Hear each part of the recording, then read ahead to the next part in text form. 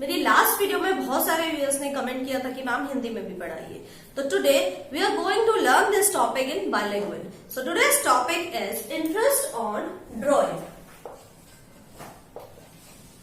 जिसे हम शॉर्ट में IOD भी कहेंगे। इंटरेस्ट ऑन ड्राइंग पार्टनरशिप का बहुत ही इंपॉर्टेंट कंसेप्ट है। This concept is basically a concept where partners were charged interest on their drawings and through this way earn something from the partners. As partners were allowed interest on capital, in the same way partners were charged interest on their drawings. So first of all, we need to understand what is a drawing. You all know it is a withdrawal out of business. जब भी businessman पैसे निकाल रहा है business से किसी भी purpose के लिए, किसी भी पर्सनल यूज के लिए, तो उसे हम बोलते हैं drawing. So first of all there are the way of withdraw. First of all we need to understand how partners withdraw money. First is unequal instalments और सेकेंड है इक्वल इंस्टॉलमेंट्स।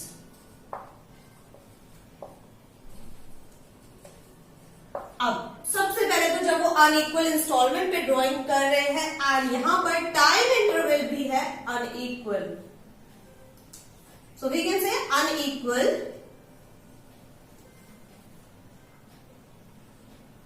टाइम और यहां पर equal time interval. So these are the basic two ways by which partners can withdraw their drawings. यानी दो तरीके हैं, या तो हम क्या करें कि एक स्पेसिफिक टाइम पे हर बार पैसे विड्रॉ करें बिजनेस से, या फिर किसी भी टाइम पे कभी जब भी मन आए बिजनेस से पैसे निकाल लें।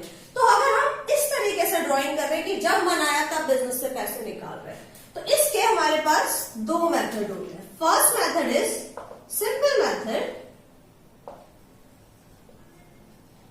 and second is product method.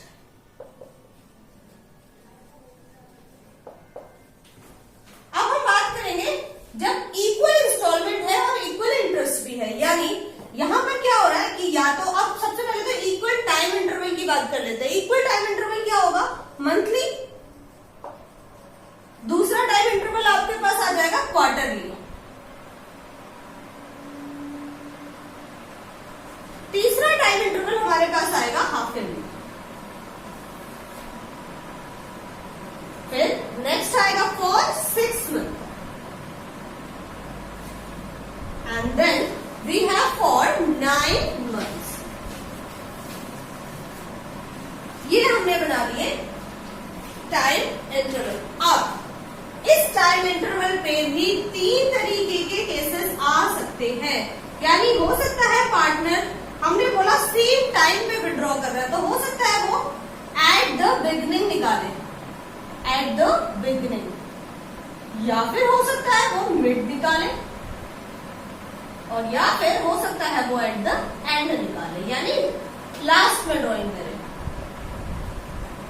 अब जब हम एट द बिगिनिंग की बात कर रहे हैं तो हर मंथ की फर्स्ट, हर क्वार्टर की फर्स्ट एंड हर हाफ की फर्स्ट और हर 6 मंथ की फर्स्ट डेट की बात कर रहे हैं। जब हम मिड की बात करें तो एवरी मंथ और एवरी क्वार्टर का मिड सेक्शन हम सेक्शनाइज कर रहे हैं। For example if mid of the month है that is 15 of that particular month, mid of the quarter है तो सपोज जैन टू मार्च एक क्वार्टर है तो 15th of Feb, and at the end of the month है तो 30th, और at the end of the quarter है तो 31st ऑफ मार्च। इस तरीके से इसमें डेट्स डिसाइड होती है। अब हम फर्स्ट ऑफ ऑल उस पॉइंट पे जाएंगे जहां पर अनइक्वल इंस्टॉलमेंट्स हैं, अनइक्वल टाइम इंटरवल। तो I am removing this. If you are not getting anything you can ask me in comment box. Now first point is when unequal installments and unequal time interval. अब let's assume कोई firm से एक partner पैसे निकाल रहा है, यानी a partner is withdrawing amount. Suppose उसने पहली जो निकाली 31st जैन को फर्स्ट इंस्टॉलमेंट विड्रॉ की है 10,000। सेकेंड उसने फर्स्ट फैक्ट को विड्रॉ की 25,000, 31st March 28,000, 30th April 20,000 and 30th June 30,000। चलिए अब आप देखिए यहाँ पर टाइम इंटरवल भी डिफरेंट है और यहाँ पर अमाउंट्स भी डिफरेंट है, यानी unequal time interval and unequal installment. First of all we need to understand simple method.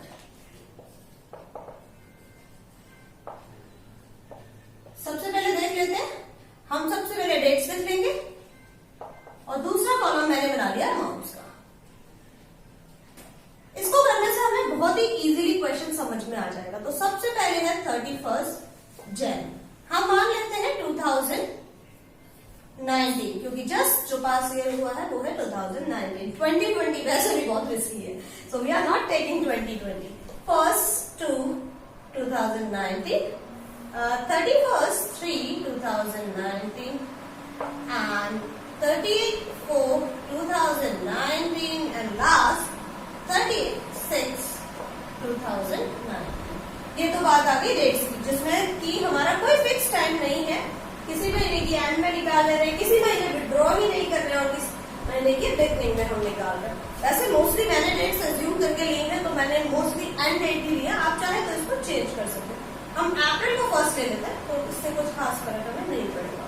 Now amounts also 10,000, 25,000, 28,000। Accounts में कभी भी हम जीरो को ज्वाइन नहीं करते, सारे जीरो आपके सेपरेट होने चाहिए और बेसिकली वन आफ्टर अनदर होने चाहिए। Then 20,000 and then 30,000।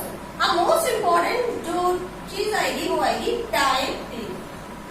हमें पता है कोई भी अकाउंटिंग ईयर सिर्फ 4 महीने या 6 महीने का नहीं होता, तो कुल उसमें 12 ईयर्स चाहिए, 12 मंथ्स चाहिए होते हैं। और जब हम 12 मंथ की बात करेंगे तो ये हमारा कैलेंडर ईयर है, क्योंकि हमने फर्स्ट मंथ से स्टार्ट किया, तो कैलेंडर ईयर एंड कहाँ होता है?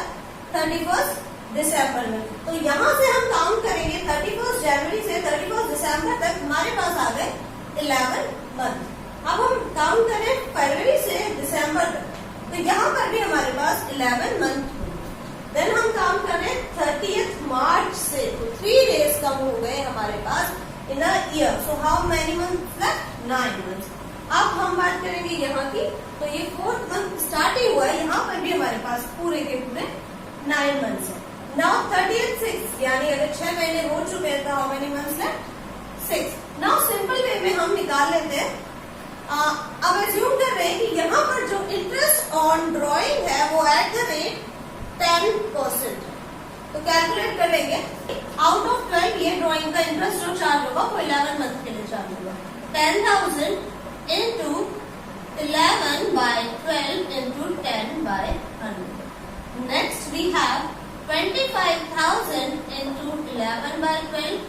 Then we have 28,000 into 9/12, 20,000 into 9/12 and 30,000 into 6/12.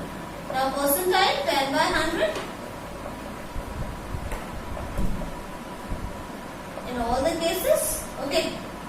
Now solve this. If you will solve this, you will get a figure 0 to 0. Here also 2 6/12 and 500. 2 3s are 6. 250. Now 3. First हम multiply कर लेते हैं। 11 0 तो 0, 11 5 का 55, carry 5, 22 plus 5 27, 50 divided by 3. 3 9s are 27. Then 3 1s are 3, 2 left, 3 8 6 are 18.266. So this will be the interest, 916.66. Now here in the second case 0 to 0 cancel. Now again solve this with 2750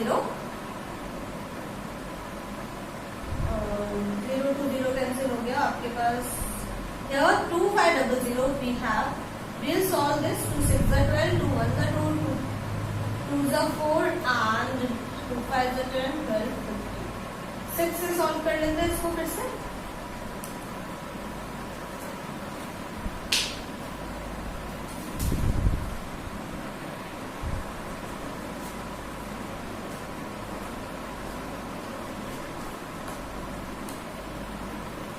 So here I have solved all and then added this. Total interest on drawing, IOD, interest on drawing, is equal to 8038.32.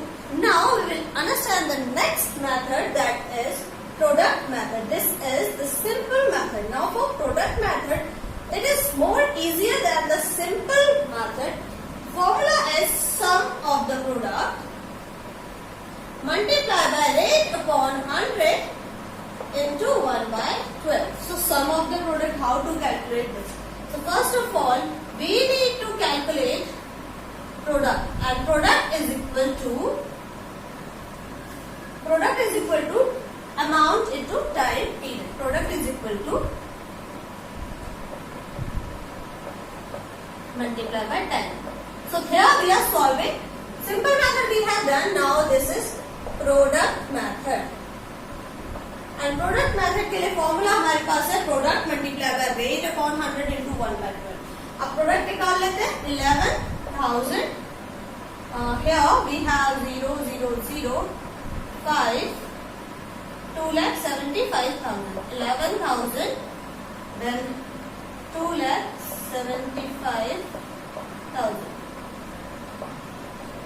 1,10,000, 2,75,000. 40 के 40, 11 1 11. In the same way, 30 to 30, 11 5 to 55, carry 5, 11 to 22, plus 5, 27. Now 1 2 3 2 7, 18 plus 7, 18,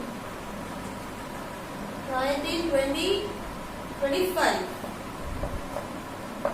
Second, 1,80,000. And then 1,80,000. So these are the products. First of all, you need to find out the sum of the products. So sum निकाल लेते हैं. 5 और 2 7, 8 7 5 12, 7 5 12, 8 20 plus 8 28 and 1 29. Carry 2. 2 2 4 2 6 1 7 and 8 9. 9,97,000. Put the value here. 9,97,000 into rate. Rate already we have done, decided 10 by 100 into 1 by 12. तो अब हमने वहां से values put कर ली फॉर्मूले में. अब इसको हम जब सॉल्व करेंगे तो 0 to 0 कैंसिल हो जाएंगे और आपका आंसर आएगा 8308. अब एक बात बहुत ही ध्यान रखने वाली है कि मैंने यहाँ पर से ये आंसर रिमूव नहीं किया था, ये बताने के लिए कि जब भी आप दोनों को सॉल्व करेंगे, सेम डेटा सेम फिगर्स को अगर दोनों फॉर्मूला से अगर आप सॉल्व करते हैं तो आपका आंसर सेम आना चाहिए, जो कि है 8308. अब आप प्रीवियस मेथड में जाइए, सिंपल मेथड में, और फाइनल जो इंटरेस्ट है उन्हें अगर आप ऐड करते हो तो उसका टोटल भी आपको मिलेगा 8308.22 something, 0.32. Okay, so this answer you will get. So it means simply whatever question you are solving, you will get the same answer from both the methods, either from the simple method or from the product method. तो ये तो था first method, जब equal instalment withdraw नहीं हो रही, ना ही time interval equal है. तो हमारे पास दो मेथड है, प्रोडक्ट मेथड, सिंपल मेथड. और जो भी डेटा हम ले रहे हैं, अगर वो डेटा सेम है और दोनों साइड से आप उसको सॉल्व कर रहे हो, यानी आप उसको सिंपल मेथड से सॉल्व कर रहे हो तो भी, और अगर आप उसे प्रोडक्ट मेथड से सॉल्व कर रहे हो तो भी, आपका आंसर सेम ही आना चाहिए. इस तरीके से आप अपनी अंडरस्टैंडिंग को क्रॉस चेक कर सकते हैं कि आपको सही समझ में आया या नहीं आया.